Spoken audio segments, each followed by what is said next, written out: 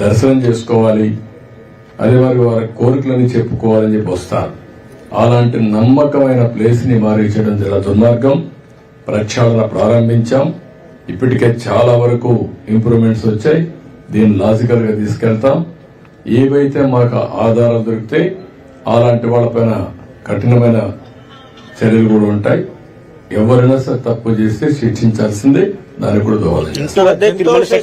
ఇంటి వద్ద తిరుమల సెట్ వేసి చాలా విన్యాసాలు చేశారు.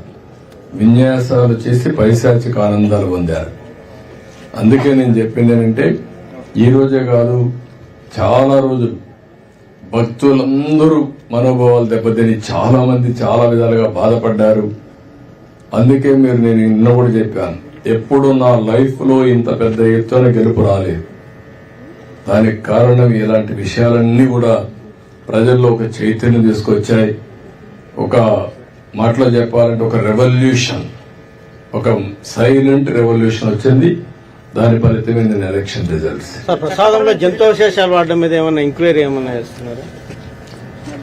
మీకు ఈ రోజు వచ్చిన రిపోర్ట్ లో ఎవిడెన్స్ వచ్చాయి. ఆ ఎవిడెన్స్ లో ఏది అనేది నిర్దిష్టంగా ఇది ఇన్ఫీరియర్ క్వాలిటీ ఉన్నాయి, ఇలాంటి పదార్థాలు కూడా ఉండడానికి ఇలాంటి ముడిసరుకు ఉందని చెప్పడానికి అవకాశాలు ఉన్నాయి. చాలా స్పష్టంగా చెప్పారు. కొంతమంది ఇప్పటికే పారిపోయారు. ఇప్పటికే అందరినీ డిస్కంటిన్యూ చేసి పవిత్రమైన నెయ్యి తీసుకొచ్చాం. అది కూడా టోటల్ ప్రాసెస్ లో పెట్టారు మన వాళ్ళు. దానివల్ల క్వాలిటీ కూడా గణనీయంగా పెరిగింది. భక్తులు కూడా హ్యాపీగా ఫీల్ అయ్యే పరిస్థితికి వచ్చారు.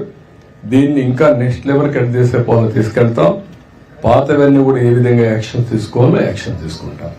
ఎవరు చేశారు, ఏం చేశారు అవన్నీ కూడా యాక్షన్ తీసుకుంటాం. Okay, thank you.